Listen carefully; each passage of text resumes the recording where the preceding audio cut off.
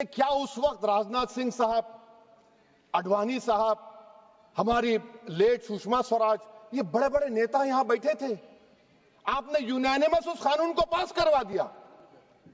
कीर्ति आजाद थे उस वक्त, अब यहां बैठे हैं वो टीएमसी में। तो क्या आप गलत थे या वो गलत थे? हमको बता दीजिए, आप बता दीजिए। क्योंकि अगर आडवाणी आपके लिए बहुत बड़ा नेता है, मेरे लिए नहीं हो सकते, आपके लिए आपने पद्मश्री दिया उनको।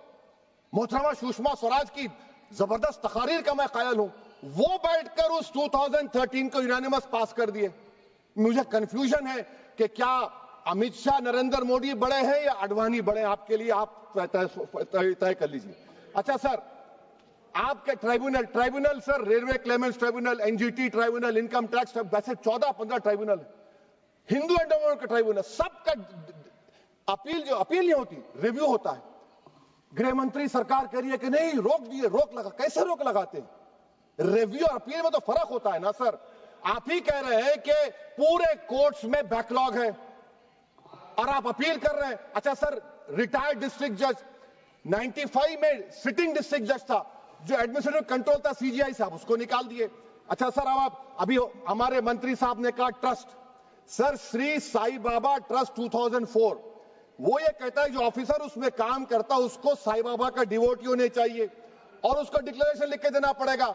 यहां पर हो रहा तो यहां पर क्यों नहीं हो रहा? अच्छा सर, आप फिर देख लीजिए, ये आपका हो गया सर। हाँ, अब अमित शाह साहब ने सेक्शन 2A के बारे में कहा और उन्होंने इस बात का इकरार कर लिया कि दाऊदी बोहरा के लिए यह बनाया गया है।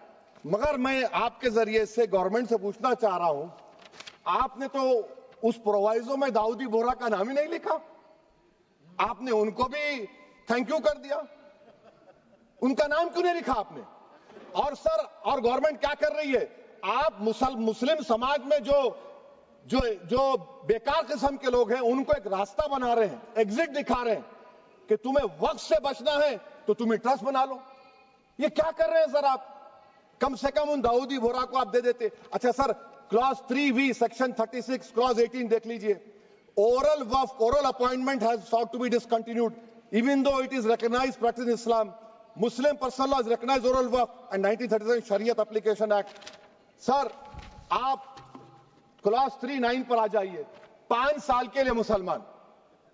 मैं किरण रिजिजू से पूछना चाहता हूं, सर दाढ़ी रखे तो मुसलमान प्रैक्टिसिंग है या क्लीन शेव आपकी तरह है? तो बताइए हमको, प्रैक्टिसिंग क्या होगा? अच्छा, किसी को पकड़ के मॉब लिंच कर दिया और बोले कि जीएसआर का नारा लगाया, और वो जीएसआर का नारा लगाया तो क्या मुसलमान रहेगा? नहीं रहेगा। या फिर देश के प्रधानमंत्री ने कहा था कपड़े देखकर पहचानो, तो क्या कपड़े देखकर आप कह देंगे?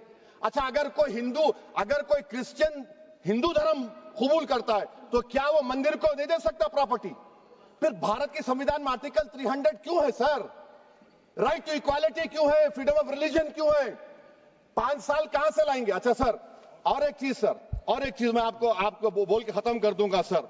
इस बिल में वक्फ औलाद का सर, इसमें आप देखिए clause 432, the creation of waqf aulad shall not result in denial of inherent rights to heirs including women heirs और द वाकिफ और the right of person. Sir, ये आर्टिकल 25 का वायलेशन है, शरीयत एप्लीकेशन एक्ट 37 का वायलेशन, आर्टिकल 300A का वायलेशन है।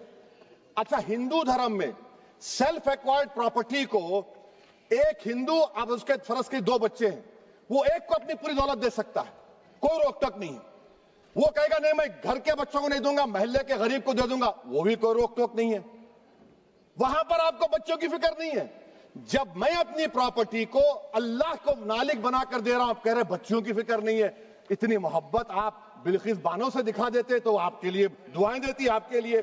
तो सर, आप दूसरी बात आप देख लीजिए सर, आखिरी बात कहकर मैं अपनी बात को मुकम्मल कर रहा हूं सर। नहीं मुकम्मल कर रहा हूं, स्पीकर साहब बहुत टाइम दे दिए। सर आप देखिए, इसमें अमित शाह साहब बोले कि इतनी प्रॉपर्टीज का कब्जा हुआ, चोरी हुई, ये हुआ। सर, क्लॉज 2652A सेक्शन, अगर कोई प्रॉपर्टी बेचता है, 2 साल की सजा थी, आपने क्या कर दिया? उसको 6 महीने कर दिया। नॉन बेलेबल था, आपने बेलेबल कर दिया।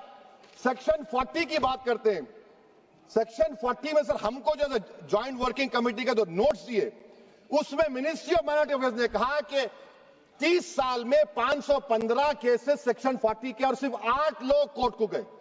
वक्फ यूजर का कानून तेलंगाना आंध्रा में है, सेक्शन 40 का कानून तमिलनाडु 63 है, आंध्र प्रदेश में 43 है।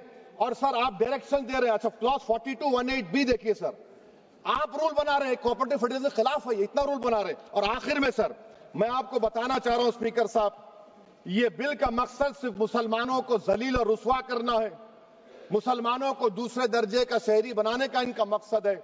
सर अगर आप हिस्ट्री को पढ़ेंगे तो महात्मा गांधी उस वक्त के व्हाइट अफ्रीका में सफेद फार्म अफ्रीका के कानून को महात्मा गांधी ने कहा था कि ये मेरा कॉन्शियंस इसको मानता नहीं है, मैं इस कानून को कबूल नहीं करता हूं।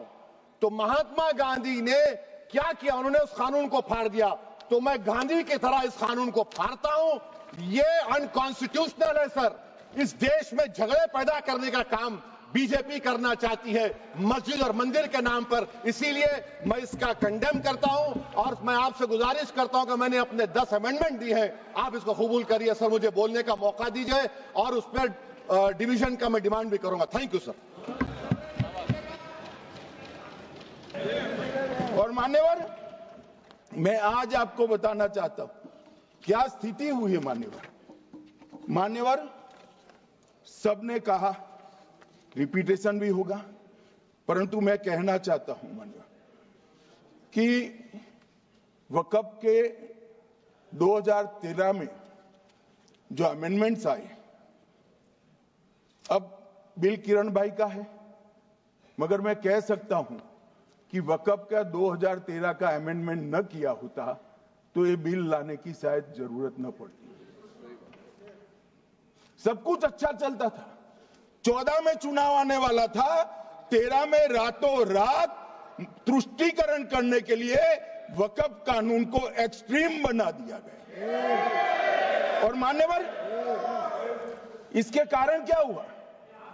इसके कारण दिल्ली लुटियन की 123 वीवीआईपी संपत्ति कांग्रेस सरकार ने जब चुनाव मुहाने पर थे, 25 दिन दूर था, वक्फ को देने का काम कर दिया।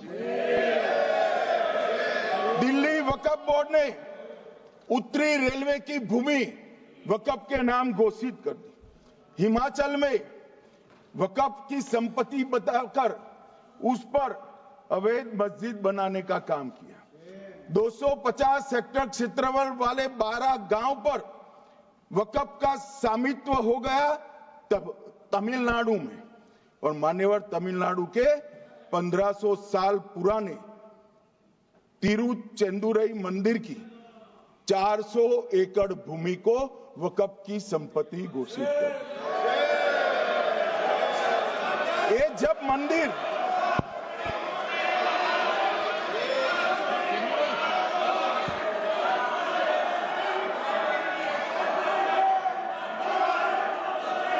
आपको मौका मिले जब अपनी बात कह देना, प्लीज बैठिए। मान्यवर, कर्नाटक की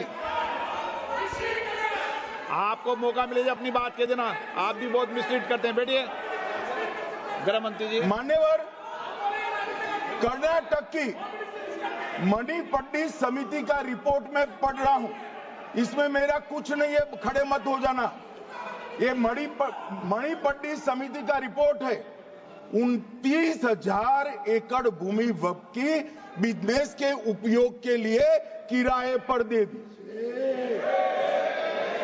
मान्यवर, 2001 से 12 के बीच 2 लाख करोड़ की वक्फ की संपत्ति निजी संस्थानों को हस्तांतरित कर दी 100 साल की लीज पर। मान्यवर, बेंगलुरु में उच्च न्यायालय में बीच में पढ़ना पड़ा, 602 एकड़ भूमि को जब्त करने से रोकना पड़ा। विजयपुर कर्नाटक के होनवाड़ गांव की 1500 एकड़ भूमि पर दावा कर उसको विवाद में डाला और 500 करोड़ की संपत्ति जिस भूमि का मूल्य है वहां 5 स्टार होटल को महीने 12,000 रुपए के किराए से दे दिया। अब मान्यवर ये कहते हैं कि इसका हिसाब किताब न करो, इसकी देखरेख न करो।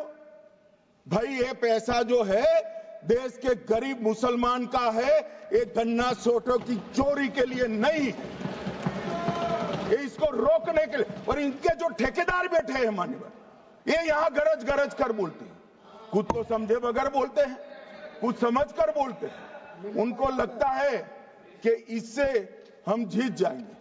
मान्यवर, कर्नाटक में दत्तापीठ के मंदिर पर क्लेम किया, टालीपरंबा 75 साल पुराने एक दावे के आधार पर 600 एकड़ जमीन का दावा किया और ईसाई समुदाय की भी ढेर सारी जमीनों पर कब्जा कर लिया गया। मान्यवर, आज देश के कई गणमान्य चर्च और चर्च के समूह वक्फ बिल का समर्थन कर रहे हैं। उनको लगता है कि इसका विरोध कर हम मुस्लिम भाइयों की सिंपैथी जीतकर अपनी वोट बैंक पक्का करेंगे, उसमें कोई फायदा नहीं होगा अखिलेश। इसलिए कि 4 साल में मुस्लिम भाइयों को मालूम पड़ जाएगा कि कानून तो उनके फायदे में है। और इसके साथ ये दक्षिण के सारे जो सांसद बोल रहे हैं, अपनी अपनी कॉन्स्टिट्यूएंसी में सारे चर्च को मान्यवर नाराज कर रहे हैं, उनको पता नहीं, सारे चर्च को नाराज कर रहे हैं। सारे चर्च ने रिजोल्व किया है कि हम खिलाफ इसका हम समर्थन करते हैं। मान्यवर, तेलंगाना में 66,000 करोड़ की 1700 एकड़ जमीन पर दावा कर दिया। असम में मोरीगांव जिले की 134 एकड़ भूमि पर दावा हुआ। बिहार का मैं लालू जी के कोर्ट के साथ बाद में बताता हूं। गुरुद्वारा से संबंधित हरियाणा की 14 मरला भूमि को वक्फ को सौंप दिया। और मान्यवर, प्रयागराज में चंद्रशेखर आजाद पार्क को भी वक्फ घोषित किया।